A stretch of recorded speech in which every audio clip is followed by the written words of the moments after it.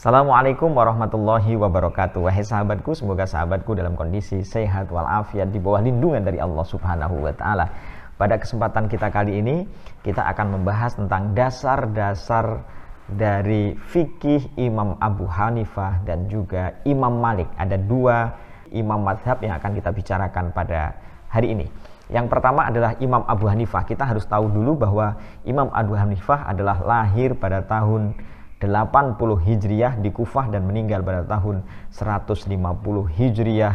Beliau ini adalah keturunan dari Persia. Berarti beliau bukan keturunan Arab, tapi keturunan dari Persia.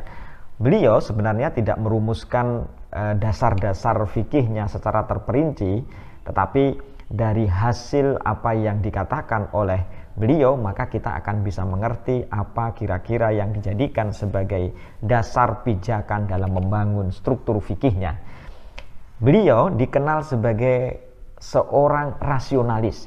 Jadi orang ada yang sangat mencintai beliau sehingga menyanjung-nyanjungnya, tetapi ada juga yang tidak menyukai beliau sehingga banyak menghinanya. Tetapi atas segala apapun kita mengerti bahwa Imam Abu Hanifah adalah seorang ulama, ahli fikih, mujtahid mustaqil, mujtahid mutlak yang sangat brilian pemikirannya banyak dipelajari dan juga banyak diikuti oleh umat-umat Islam setelahnya. Beliau adalah keturunan dari Persia. Yang kedua, beliau tinggal di daerah Irak yang maju, banyak persoalan muncul sehingga menuntut untuk penerjemahan, penafsiran terhadap Al-Quran dan Sunnah untuk diterjemahkan sesuai dengan daerah di mana dia tinggal, di mana beliau tinggal, yaitu adalah di daerah, sebuah daerah yang berbeda dengan di Madinah, yaitu daerah yang penuh dengan persoalan-persoalan yang muncul belakangan sehingga menuntut ada tafsiran baru, ada hukum baru yang berbeda dengan di Madinah. Kemudian di daerah Irak, Imam Abu Hanifah banyak mengenal hadis dari para ahli fikih daripada ahli hadis. Jadi mengenal hadis banyak dari ahli fikih, bukan dari ahli hadis. Karena itulah nanti kita tahu bahwa Imam Abu Hanifah lebih menerima hadis yang diriwayatkan oleh ahli fikih daripada hadis yang diriwayatkan oleh para muhaddis. Kemudian beliau juga pernah menggeluti ilmu kalam. Seperti kita tahu bahwa Imam Abu Hanifah pernah belajar fikih kepada Syekh Hamad, yang cerita ini masyhur bahwa Syekh Hamad pernah mengalahkan kelompok Dahriyun atau kelompok materialis, kelompok ateis yang tidak mengakui Tuhan, sehingga Imam Abu Hanifah ketika mengaji kepada Imam Hamad masih kecil itu bisa membantu sang guru mengalahkan kelompok materialis atau kelompok Dahriyun. Apa yang bisa saya katakan dari argumen-argumen atau dasar-dasar fikih dari madhab Imam Abu Hanifah? Imam Abu Hanifah misalnya pernah mengatakan bahwa kalau saya menghadapi persoalan, maka saya kembalikan persoalan itu kepada Al-Quran atau Kitabullah, lalu kepada sunnah nabinya. Lalu kalau misalnya tidak mendapati kedua itu, maka saya akan melihat para sahabat. Dan kalau persoalan itu sudah sampai kepada tabi'in, artinya sahabat juga belum muncul masalah itu. Kalau tabi'in ada Ibrahim, ada Sa'bi, ada Hasan, ada Atha, ada Sa'id bin Musayyib, maka apa yang dikatakan oleh Imam Abu Hanifah, saya pun juga berhak untuk berijtihad. Dari sini dapat kita simpulkan bahwa dasar-dasar pengambilan hukum Islam dari Imam Abu Hanifah, yang pertama adalah Al-Quran, yang kedua adalah As-Sunnah, yang ketiga adalah ijtihad. Dan ijtihad itu misalnya bisa kita ambil dari apa yang disebut dengan istihsan. Ada uruf, istihsan, dan qiyas serta kemaslahatan. Jadi pertama Al-Quran, Sunnah, ijtihad. Ijtihad itu mencakup istihsan, maslahah, uruf, qiyas, dan lain sebagainya. Abu Hanifah adalah seorang ulama, ahli fikih, mujtahid mustaqil, mujtahid mutlak yang senang mencari tujuan moral.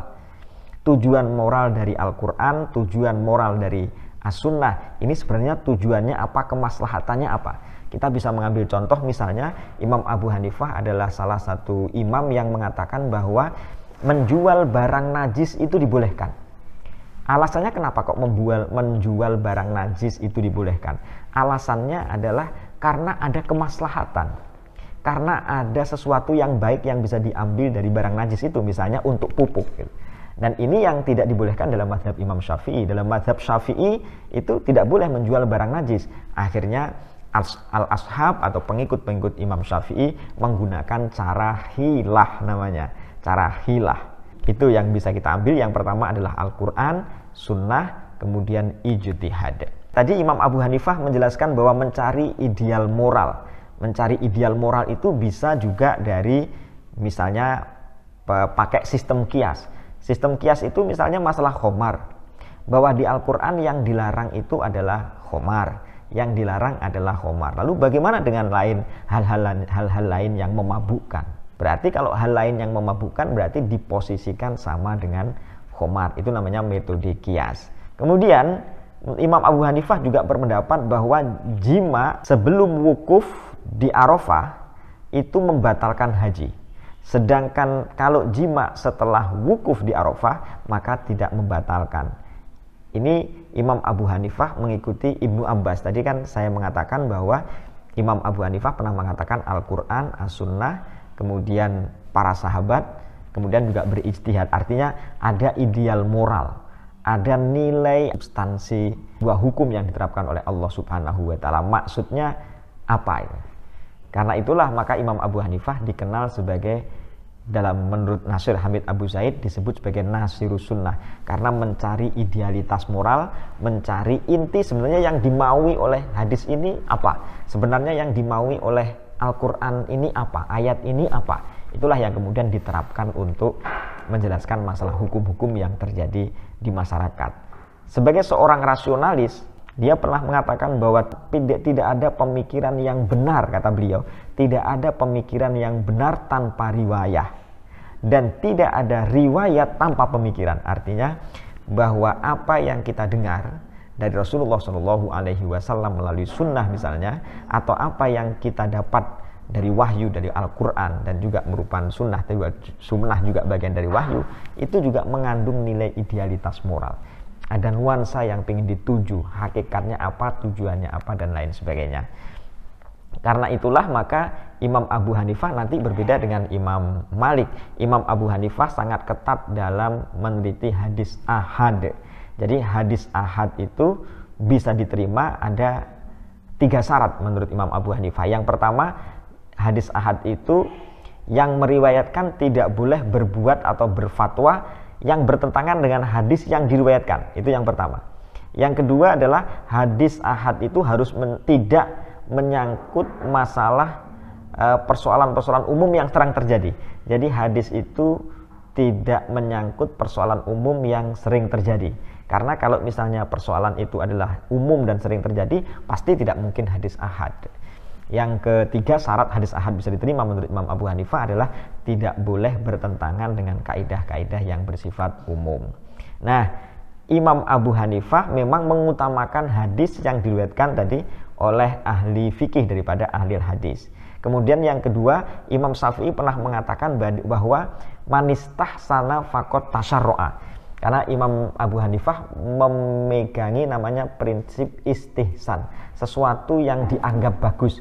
Istihsan ini sebenarnya sama dengan maslahatul mursalah, sama dengan maslahat, prinsip maslahah sebenarnya. Sehingga kalau misalnya Imam Syafi'i itu pernah mengatakan manistahsana faqad tasyarro'a, barang siapa yang menggunakan istihsan, karena Imam Abu Hanifah ketika menggunakan istihsan itu adalah untuk mencari apa sih sebenarnya yang terkandung dalam Al-Quran itu, apakah sebenarnya yang terkandung dalam hadis itu. Jadi mencari spiritnya dalam sunnah itu apa, spirit dalam ayat itu apa, mencari spiritnya itu namanya istihsan. Sebenarnya istihsan itu sama saja dengan al-maslahah. Sehingga ketika Imam Syafi'i mengatakan bahwa manistahsana faqad tasyarro'a, barang siapa yang beristihsan itu kayak membuat syariat baru, itu sebenarnya menurut saya adalah karena Imam Syafi'i ingin menjaga umat ini supaya tidak gampang untuk berpikir seenaknya sendiri atas menggunakan akal, lalu dia seenaknya sendiri menerapkan hukum berdasarkan akalnya. Menurut saya kok begitu. Jadi karena pada saat yang lain nanti Imam Syafi'i juga menggunakan metode maslahat juga itu. Imam Syafi'i misalnya dalam Al-Um mengatakan bahwa seorang hakim itu tidak boleh menghakimi kalau dia dalam kondisi marah. Nah ini kan idealnya apa? Kenapa kok orang tidak boleh memutuskan perkara, seorang hakim tidak boleh memutuskan perkara kalau misalnya dia ini sedang marah? Karena nanti dikhawatirkan tidak bisa bersifat objektif, tidak bisa melihat kebenaran sebagaimana kebenaran, karena kebencian itu menyebabkan dia tidak jujur. Kebencian membuat dia ini tidak bisa menerapkan hukum dengan benar, tidak bisa bersifat adil.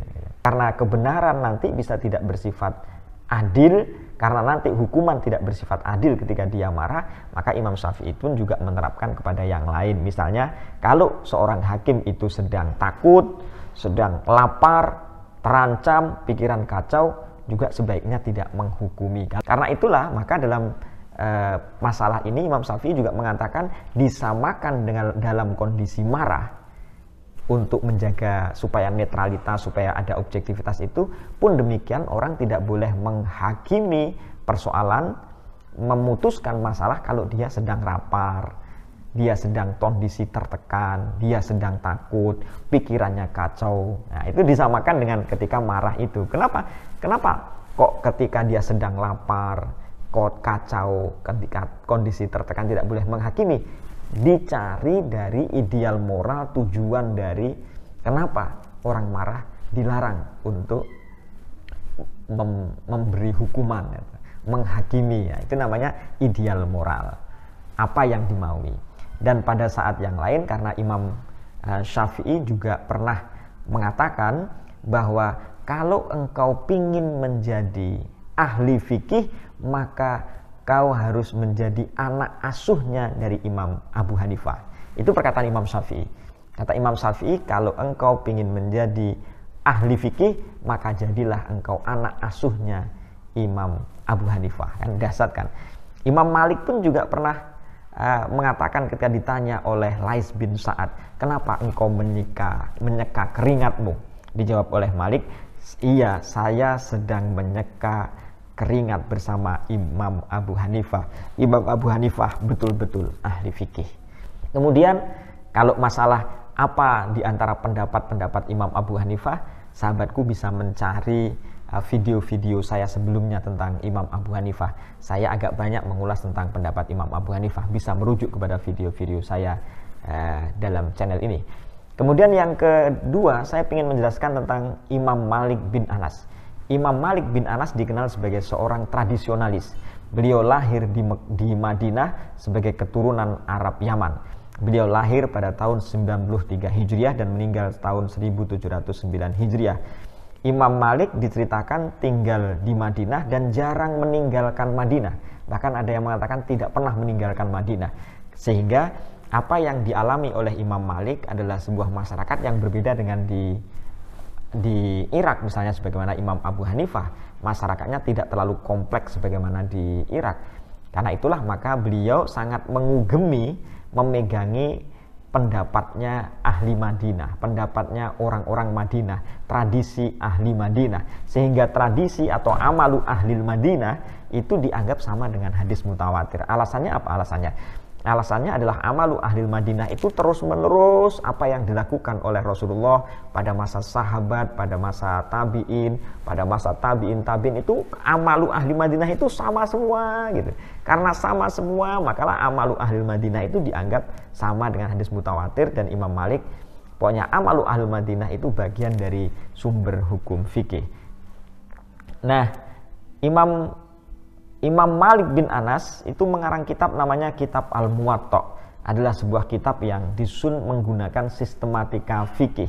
Dalam Kitab Al-Muwatta itu mengandung hadis sahih, amalu ahlil Madinah, ada fatwa sahabat dan juga fatwa dari tabi'in. Apa dasar-dasar yang digunakan oleh Imam Malik dalam merumuskan hukum? Yang pertama adalah Al-Quran, sunnah, kemudian ijma, kemudian tradisi ahli Madinah, kaul sahabat, maslahah mursalah, uruf, saddud dzara'i', ihtihsan, dan juga istishab. Dapat disimpulkan menurut Imam Asy-Syatibi bahwa dasar-dasar dari fikih Imam Malik pertama adalah Al-Quran, yang kedua adalah sunnah, yang ketiga adalah ijma, dan yang keempat adalah ra'yun. Al-Quran, sunnah, ijma, ra'yun. Lalu di mana letak amalu ahlul Madinah? Amalu ahlul Madinah nanti diletakkan pada posisi sunnah. Jadi amalul ahli Madinah itu diletakkan di sunnah karena kaul sahabat dan amalul ahli Madinah itu memiliki derajat yang diterimanya hampir sama dengan hadis mutawatir. Kemudian ro'yun itu menggunakan maslahatul mursalah, saddud dzara'i, istihsan dan istishab itu. Ada fakta bahwa Malik itu mendahulukan amalu ahlil Madinah daripada qiyas. Kenapa demikian? Karena dia pada tahapan yang mutawatirah, mulai zaman Nabi sampai masa Imam Malik itu tindakannya tidak ada yang keluar dari tradisi ahli Madinah, telah diruntutkan dari Rasulullah Shallallahu Alaihi Wasallam. Karena itulah pernah menjadi perdebatan dengan Lais bin Sa'ad misalnya, ketika menjawab kenapa amalu ahli Madinah digunakan sebagai argumen untuk penetapan hukum. Kata Lais bin Sa'ad mengatakan itu tidak benar karena para sahabat itu adalah berbeda-beda pendapatnya. Para sahabat itu tidak ada keseragaman pendapat. Pun demikian tabi'in. Karena itu bagaimana mungkin dianggap sebagai amalu ahli Madinah sebagai sumber hukum. Gitu. Sehingga Lais bin Sa'ad lalu mengatakan kalau begitu tidak bisa. Karena itu pun saya juga akan mengikuti model perbedaan pendapat di kalangan para ulama. Gitu. Jadi kalau misalnya Imam Malik mengatakan amalu ahli Madinah itu runtut mulai zaman Rasulullah sampai sekarang, pada zaman Imam Malik amalul ahli Madinah itu runtut, tapi menurut Lais bin Sa'ad nggak bisa. Kenapa? Karena para sahabat pun itu berbeda pendapat. Maka bagaimana mungkin bisa dianggap sebagai satu kesatuan pendapat para sahabat itu? Kan nggak mungkin, karena beda-beda. Dan apa yang dikatakan oleh Imam Malik ketika Imam Malik itu diminta agar Muwatta oleh Khalifah Ja'far bin Mansur, Muwatta itu dijadikan sebagai buku pedoman utama mazhab negara, maka Imam Malik pun nggak mau. Kenapa? Karena Imam Malik tahu bahwa para sahabat, para tabi'in ketika sudah berpencar-pencar ke daerah-daerah yang sangat jauh dan beragam, kondisinya berbeda, pasti mereka akan berpendapat sesuai dengan ijtihadnya masing-masing, maka jangan disamakan. Jadi walaupun Imam Malik itu mengatakan amalu ahlil Madinah, kemudian ada penolakan dari Lais bin Sa'ad yang demikian itu, Imam Malik pun masih menghargai. Itu kan namanya inklusivitas hukum. Wahai sahabatku, Imam Malik dikenal sebagai ulama tradisional. Dia memiliki murid namanya Abdurrahman bin Qasim yang belajar selama 20 tahun. Beliau inilah orang pertama namanya Abdurrahman bin Qasim yang menyebarkan paham Imam Malik ke berbagai daerah. Asad bin Furat pernah mengutarakan banyak kasus kepada Abdurrahman bin Qasim, lalu dijawab oleh Abdurrahman bin Qasim, dan jawaban-jawaban itu lalu dikumpulkan dan menjadi kitab namanya Al-Mudawwanah. Kitab Al-Mudawwanah itu adalah sebuah kitab yang bagus dalam madhab Imam Malik. Wahai sahabatku, kita bisa simpulkan dalam madhab Imam Malik yang menjadi pedoman dalam merumuskan hukum adalah menurut Asy-Syatibi tadi ada 4. Yang pertama adalah Al-Quran, yang kedua sunnah, yang ketiga ijma, dan yang keempat adalah ro'yun. Dan amalu ahlul Madinah itu diletakkan pada posisi yang sunnah tadi itu. Imam Malik mengugumi berpegangan kepada amalu ahlul Madinah, sementara pendapat amalu ahlul Madinah ini banyak diprotes oleh ulama-ulama yang lain karena para sahabat sebenarnya berbeda pendapat, kok disamakan seolah-olah ahlul Madinah itu satu pendapat. Maksudnya begitu. Baik sahabatku, semoga apa yang saya sampaikan ini bermanfaat bagi para sahabatku yang ingin melihat bagaimana pendapat-pendapat Imam Malik dalam sholat yang nanti berbeda pendapat dengan Imam Abu Hanifah. Silahkan pula merujuk kepada video-video saya sebelumnya supaya bisa mengikuti bagaimana Imam Malik itu. Demikian, semoga bermanfaat. Ini hanya sekilas. Silahkan baca buku-buku yang lain untuk mendalami terhadap Imam Abu Hanifah dan juga pendapat Imam Malik. Wallahu a'lam bishawab wa ilaihil marji wal ma'ab. Assalamualaikum warahmatullahi wabarakatuh.